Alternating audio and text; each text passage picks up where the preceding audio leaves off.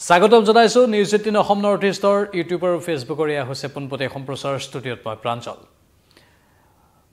বিষ্ণুৰ সুদৰ্শন চক্ৰৰ দৰে ঠিক একেই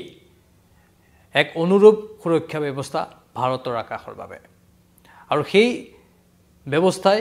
শত্ৰু ৰাষ্ট্ৰৰ পৰা আহিব পৰা প্ৰতিটো আক্ৰমণ আকাশ মাৰ্গতে ধ্বংস কৰিব পাৰিব কেৱল ধ্বংসই নহয় প্ৰতি আক্ৰমণো কৰিব পাৰিব আজি দেশৰ প্ৰধানমন্ত্ৰী নৰেন্দ্ৰ মোদীয়ে লালকিল্লাত স্বাধীনতা দিৱসৰ ৰাষ্ট্ৰীয় পতাকা উত্তোলন কৰাৰ পাছত দেশবাসীক সম্বোধি এইখিনি বক্তব্য আগবঢ়াইছে প্ৰধানমন্ত্ৰীয়ে কৈছে যে এইবাৰ অপাৰেশ্যন সিন্দুৰত ভাৰতত নিৰ্মিত বিভিন্ন অস্ত্ৰই চমকপ্ৰদ সফলতা দেখুৱালে আৰু ভাৰতত নিৰ্মাণ কৰা অস্ত্ৰবোৰে শত্ৰুক কেনেধৰণে দমন কৰিব পাৰে তাৰ বাস্তৱ উদাহৰণ দেখুৱালে আৰু এতিয়া সুদৰ্শন চক্ৰ নামৰ এই নিৰ্দিষ্ট ব্যৱস্থাটো গঢ়ি তোলা হ'ব ভাৰতত যি ব্যৱস্থাও ভাৰততে নিৰ্মিত হ'ব আৰু ভাৰততে নিৰ্মিত হোৱা এই মেড ইন ইণ্ডিয়া ব্যৱস্থাই ভাৰতক শত্ৰুৰ হাতৰ পৰা সুৰক্ষিত ৰাখিব পাৰিব যেনেধৰণে ইজৰাইলৰ আইৰন ডোম আছে বা আমেৰিকা যুক্তৰাষ্ট্ৰই গোল্ডেন ডোম বনোৱাৰ কথা কৈ আছে ঠিক একেধৰণে ভাৰতৰো সুদৰ্শন চক্ৰ নামেৰে আকাশ মাৰ্গৰ এই সুৰক্ষা ব্যৱস্থাটো থাকিব যদি শত্ৰু ৰাষ্ট্ৰই মিছাইল বা আন বিস্ফোৰকেৰে আকাশ মাৰ্গৰ পৰা ভাৰতৰ ওপৰত আক্ৰমণ কৰে বা যিকোনো পাৰমাণৱিক অস্ত্ৰ প্ৰয়োগ কৰি ভাৰতৰ ওপৰত আক্ৰমণ কৰিবলৈ চেষ্টা কৰে তাক আকাশ মাৰ্গতে কেনেধৰণে ধ্বংস কৰিব পৰা যাব তাৰেই এটা সুৰক্ষা ব্যৱস্থা হৈছে এই সুদৰ্শন চক্ৰ আজি প্ৰধানমন্ত্ৰীগৰাকীয়ে কৈছে যে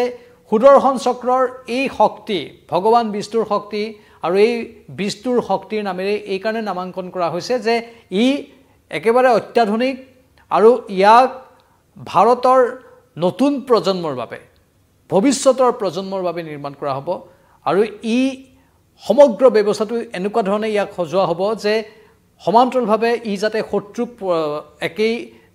একেই উৎসাহত প্ৰত্যাক্ৰমণ কৰিব পাৰে মানে শত্ৰুৰ অস্ত্ৰ মিছাইল আদিবোৰ আকাশমাৰ্গত ধ্বংস কৰিলে লগে লগে শত্ৰুক উদ্দেশ্যি পুনৰ প্ৰত্যাক্ৰমণ হ'ব এই সুদৰ্শন চক্ৰ ব্যৱস্থাৰ জৰিয়তে ইয়াত ভাৰতীয় বায়ুসেনা ভাৰতীয় স্থলসেনা ভাৰতীয় নৌসেনা তিনিওটা সেনাৰ এক সংমিশ্ৰণ ঘটিব বুলি আজি দেশৰ প্ৰধানমন্ত্ৰীয়ে সদৰি কৰিছে মানে তিনিওটা সেনা বাহিনীৰ এই সমগ্ৰ সুদৰ্শন চক্ৰ প্ৰক্ৰিয়াটোত যৌথ সহযোগিতা থাকিব আৰু সেয়া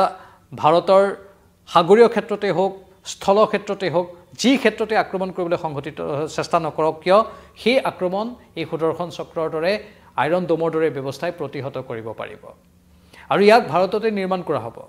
শেহতীয়াকৈ ইয়াত নিৰ্মাণ কৰাৰ বাবে যিখিনি পৰিকল্পনা ৰচনা কৰিব লাগে সেইখিনি ৰচনা কৰা হৈছে বুলি প্ৰধানমন্ত্ৰীয়ে আজি অৱগত কৰিছে দেশবাসীক বিশেষকৈ নতুন প্ৰজন্মৰ যিসকল উঠি অহা চাম আছে যিসকল কাৰিকৰী ক্ষেত্ৰত বিশেষ দক্ষতা আহৰণ কৰি লৈছে অভিযান্ত্ৰিক ক্ষেত্ৰতে হওক বা আন বৈজ্ঞানিক ক্ষেত্ৰবোৰতে হওক যিসকলে বিশেষ দক্ষতাপূৰ্ণ অধ্যয়ন কৰিছে সেইসকলক এই সুদৰ্শন চক্ৰৰ যিটো প্ৰজেক্ট আছে তাত কাম কৰাৰ সুযোগ দিয়া হ'ব এফালে ই আমাৰ ভাৰতবৰ্ষৰ নিবনুৱা সংস্থাপনৰ ক্ষেত্ৰতো এক উদগনিমূলক পদক্ষেপ ল'ব লগতে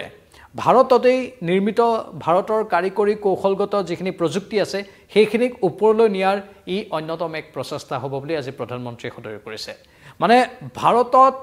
নিজাকৈ নিৰ্মাণ কৰা এতিয়া ব্ৰহ্মছ ক্ষেপণাস্ত্ৰ ভাৰতত নিৰ্মাণ কৰা হৈছে আমি জানো উত্তৰ প্ৰদেশত কেনেধৰণে ইয়াৰ এটা প্লান প্ৰস্তুত কৰা হৈছে ৰাছিয়াৰ সৈতে মিলি ব্ৰহ্মছ ক্ষেপণাস্ত্ৰ ভাৰতে ইমান দিনে নিৰ্মাণ কৰি আছিল আৰু সেই ব্ৰহ্মছ ক্ষেপণাস্ত্ৰ এইবাৰ অপাৰেশ্যন সিন্দুৰত এক অগ্ৰণী ভূমিকা ৰূপায়ণ কৰিলে কিন্তু এতিয়া ভাৰততে নিৰ্মাণ হ'ব ব্ৰহ্মছ ক্ষেপণাস্ত্ৰ মানে এই ব্ৰহ্মছ আকৌ ৰাছিয়াৰ সৈতে নিৰ্মাণ কৰা ব্ৰহ্মছতকৈ উন্নত প্ৰযুক্তিৰ হ'ব এইবাৰ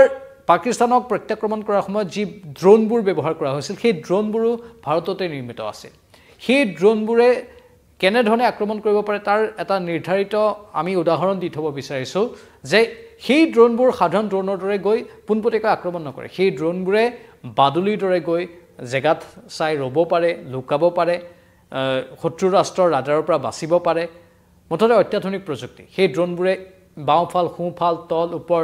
যিকোনো স্থানলৈ যাব পাৰে যিকোনো সময়তে গতি সলাব পাৰে ক'ৰবাত ৰওঁ বুলি উৰে নিশা ৰৈ দিব পাৰে সেইবোৰ ড্ৰোন এইবাৰ ভাৰতে পাকিস্তানক আক্ৰমণ কৰাৰ সময়ত ব্যৱহাৰ কৰিছিল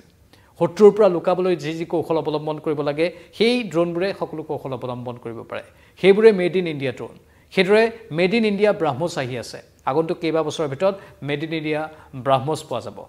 আৰু অত্যাধুনিক বহু মাৰণাস্ত্ৰ নিৰ্মাণ কৰি থকা হৈছে আৰু তাৰ মাজতেই এই সুদৰ্শন চক্ৰ যি আইৰণ ডোমৰ দৰে হ'ব বা আমেৰিকাৰ গোল্ডেন ডোমৰ দৰে হ'ব যিয়ে আকাশ মাৰ্গৰ পৰা আহিব পৰা প্ৰতিটো মিছাইলক প্ৰতিহত কৰিব পাৰিব প্ৰতিটো শত্ৰুৰ আক্ৰমণক প্ৰতিহত কৰিব পাৰিব ইজৰাইল আৰু ইৰাণৰ যুদ্ধৰ মাজত অথবা হামাস আৰু ইজৰাইলৰ যুদ্ধৰ মাজত আমি সেই আইৰণ ডোম ব্যৱস্থা দেখিছিলোঁ কেনেধৰণে মিছাইল আক্ৰমণ কৰাৰ লগে লগে আকাশ মাৰ্গতে সেই মিছাইলবোৰ ডোম ব্যৱস্থাই সেই ব্যৱস্থা কেনেধৰণে প্ৰতিহত কৰে কেনেধৰণে সেই বিস্ফোৰকবোৰ বা মিছাইলবোৰ আকাশতে ধ্বংস কৰি দিয়ে ঠিক ভাৰততো অনুৰূপ ব্যৱস্থা হ'ব আৰু এইবোৰতকৈ অধিক উন্নত হ'ব কৌশলগতভাৱে যি উন্নতিৰ প্ৰয়োজন সেই উন্নতিৰ ব্যৱস্থাবোৰ এই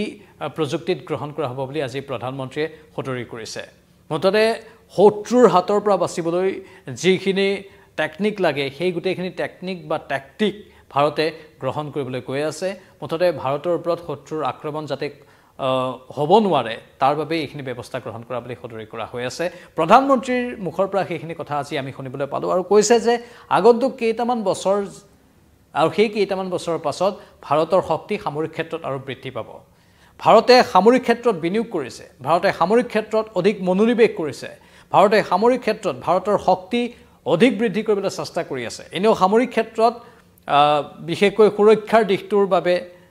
প্ৰতিৰক্ষা ক্ষেত্ৰত ভাৰতৰ বাজেটৰ অধিকাংশই ব্যয় কৰা হয় কাৰণ ভাৰতৰ চাৰিওফালে বহুকেইখন শত্ৰু ৰাষ্ট্ৰ আছে সেয়া লাগিলে পাকিস্তানেই হওক চীনেই হওক শেহতীয়াভাৱে বাংলাদেশেই হওক আৰু আন দুই এখন শত্ৰু ৰাষ্ট্ৰ নতুনকৈ সৃষ্টি হ'বলৈ যেন গৈ আছে তেনেধৰণৰ কিছুমান ইংগিত পোৱা গৈছে অৱশ্যে ভাৰতে আন দেশৰ সৈতে কূটনীতিৰো ভালদৰে বৰ্তাই ৰাখে ভাৰতে যিমান পাৰে সিমান শত্ৰু নাশ কৰিবলৈ চেষ্টা কৰি থাকে কিন্তু